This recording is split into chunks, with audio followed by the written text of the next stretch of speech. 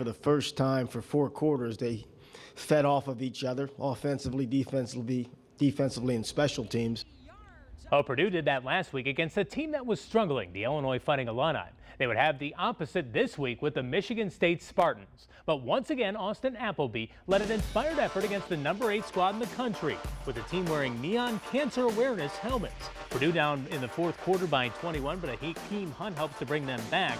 52-yard run cuts the Boilers' deficit down to 14. Now Hunt will get it going again later in the 4th. Watch him break the tackle in the backfield and then go ahead and run over the defender right at the goal line. That cuts the Michigan State lead down to 7, but that vaunted Spartan defense comes up late. Appleby tries to get rid of it under pressure, and Darian Harris makes him pay as he turns this pick 6 into a touchdown to seal it. Nice effort by the Boilers, but they fall to Michigan State 45-31. Indiana would have to rally themselves after a start to forget on the road at Iowa in front of a full house at Kinnick Stadium. The Hawkeyes had a big jump in the 1st quarter. This Jake Rudolph touchdown pass to Jake Doozy was a part of a 21-0 Iowa start to the game. To make matters worse, Nate Sudfeld had to leave the contest in the 2nd quarter with a separated shoulder, but Tevin Coleman kept the Hoosiers in it with another big day. This touchdown, one of his 3 on the contest. He would rush for 219 yards. It still wasn't enough, though, as the Hoosiers fall to the Hawkeyes 45-29. As far as Sudfeld goes, his status is unknown for next week.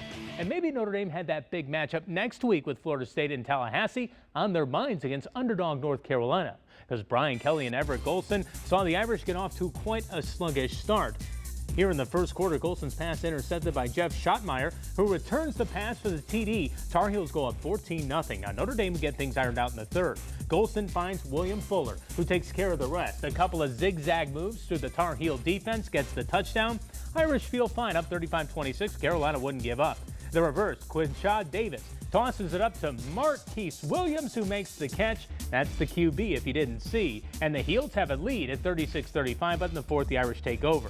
Terry Folston makes the reception and goes in for the touchdown. The Irish stay undefeated with a 50-43 win, but Kelly knows things must change for next week. Well, we got to tackle better. We didn't tackle very well, didn't play the ball in the air. Defensively, we were not the kind of defense that we had been up to this point this year. So those things got to get corrected, and I know they will. Ball State trying to fix its mistakes after 4 straight losses with a signal caller change.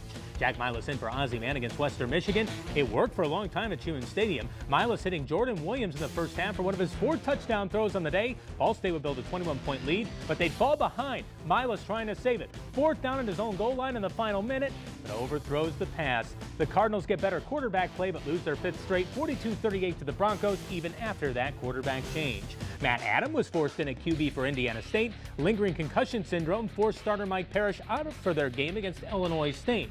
The freshman Adam would show poise in the final 2 minutes, throwing this pass to A.J. Johnson, who races up the sidelines for the score to give the Sycamores a 1-point lead. But a late Illinois State drive, led by former IU quarterback Trey Roberson, led to the game-winning field goal, as the Redbirds knock off the Sycamores 20-18. Back here in town, the Marion Knights hosting Siena Heights this afternoon. Now Siena up in the 3rd quarter and driving, but Jeremy Shepard helps change the momentum of the game with his diving interception. The Knights capture the momentum and keep it going on the following offensive drive. Brandon Beitzel looks over the middle, finds Robert Gibson. He cuts across the defense, then takes it up the sidelines for the 38-yard touchdown. Marion would go on to defeat the Siena Heights 26-7 for their 3rd win of the year. Now, if the Pacers want to keep their victory total near where it was last year, they'll have to find a way to replace the production and, of course, the energy of Lance Stephenson. Rodney Stuckey is the one the Pacers signed to try to do that this season. He comes over from Detroit after averaging 14 points a game for the Pistons last year. While Stuckey knows he'll have to duplicate that average this season, he also understands the importance of bringing aggression to his play. It's just a matter of, picking and choosing when to do it and whatnot. So just getting acclimated to everything, but it's been going well. I'm getting a lot of reps in practice and stuff like that, so it's been helping out. And we've now reached tonight's random highlight, and for the Indy 11, it's been 6 months in the making. After 12 games at Carroll Stadium that were either losses or draws, the 11 finally got it right against the best team in the NASL, the Minnesota United.